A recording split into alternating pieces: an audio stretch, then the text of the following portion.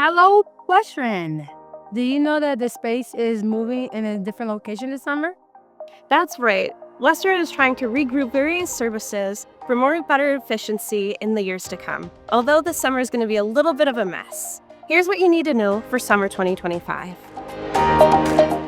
A lot of services will temporarily be housed in Coleman. The space in our food pantry, the Cavalier cupboard, will be in room 103, also known as the Creative Center. Down the hall in 133 is where learning support and transition will be this summer. This is also where you will find the assessment center. The Learning Commons will be housed on the second floor of Coleman in the computer lab. Career services will be right next door in room 251.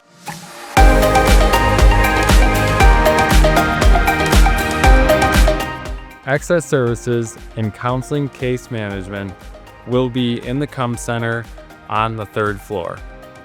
Finally, basic needs support will be joining all the folks in the Welcome Center. Please watch your email for updates to see where services will ultimately end up in the fall. Until next time.